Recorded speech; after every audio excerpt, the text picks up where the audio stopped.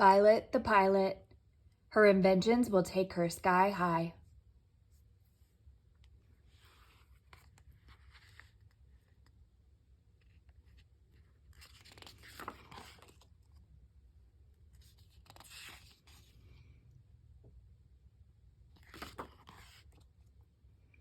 Violet the Pilot by Steve Breen.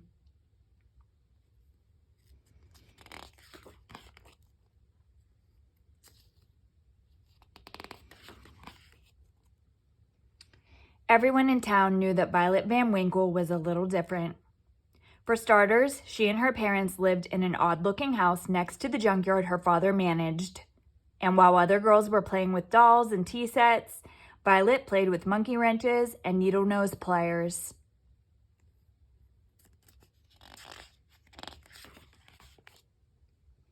Violet was a mechanical genius. By the time she was 2, she could fix almost any broken appliance in the house. By 4, she could take apart the grandfather clock and completely reassemble it. Since she didn't have any friends aside from her dog, Orville, she would spend hours tinkering with things from the yard. Violet's parents were very proud of her, although they weren't too happy the time she put a lawnmower engine on her cousin's tricycle.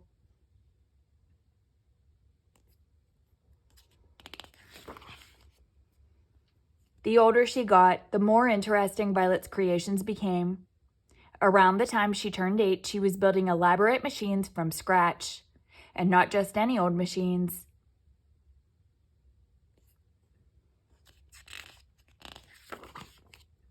Flying machines. Her parents couldn't believe their eyes when they saw Violet zoom by for the first time. They were a little worried in the beginning, but they quickly saw that she was a pretty good pilot. "Careful not to hit the house," Violet's father would yell. "And put on a sweater," her mother would add. Violet used anything she could find in the junkyard to make her wonderful contraptions.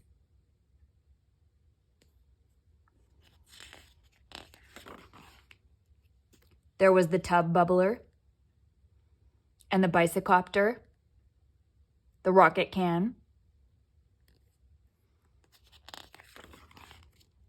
the pogo plane, the slide glider, and the wingamajig, to name a few.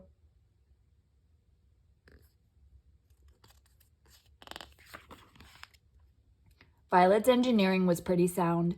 The only real hazards were tall trees, piles of junk in the yard, and bugs in her teeth.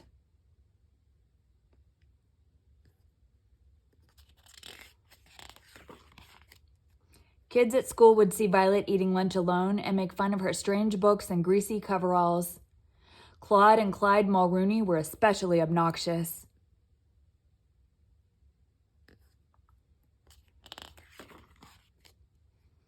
Then one day, Violet noticed a poster in the drugstore window.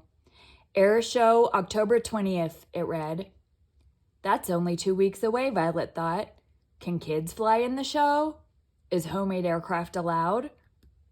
That night, Violet sat in her room thinking about the air show. She knew it would be a good feeling if one of her planes won a prize, and maybe then the kids at school would be nice to her. Violet pictured exactly where she would hang her blue ribbon.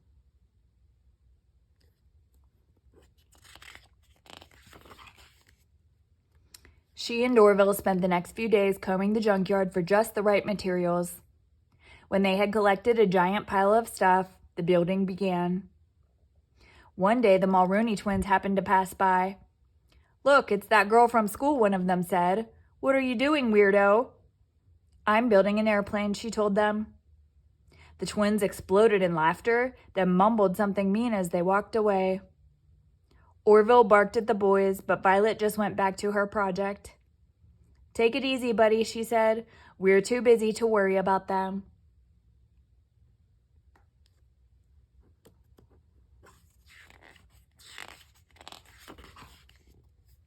Finally, after days of hard work, Violet had finished making her flying machine. She named the magnificent new craft the Hornet.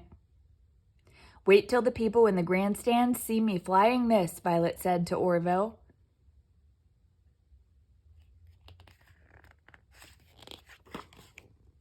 The test flight was a success.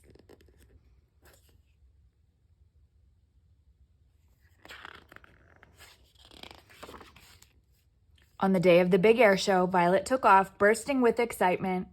Her parents' faces had beamed with pride when they wished her luck, and she thought about that as she flew through the clear autumn sky. She calculated that the trip would take about 20 minutes. She would arrive just in time for the start of the show.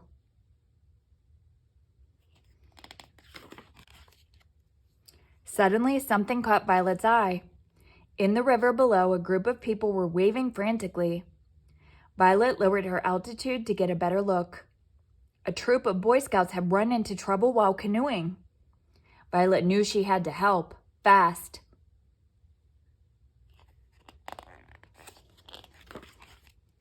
It wasn't easy rescuing all the boys, but Violet piloted the Hornet with careful precision. Saving the Scoutmaster from going over the falls was particularly dangerous.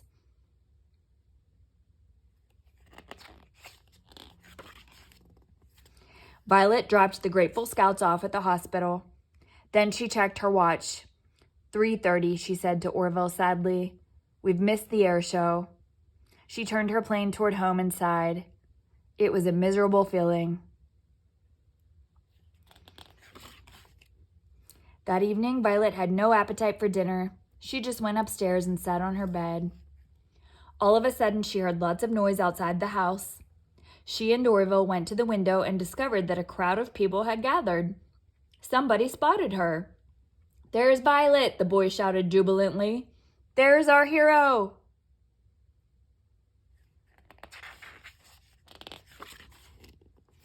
The Van Winkles stepped outside, squinting from all the flashbulbs that were popping.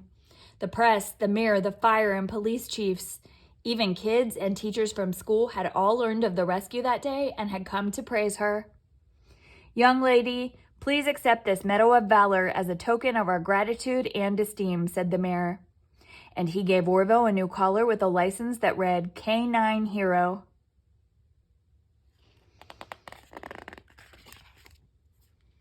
From that day on, Violet's parents let her fly whenever she wanted, but her mom still made her wear a sweater.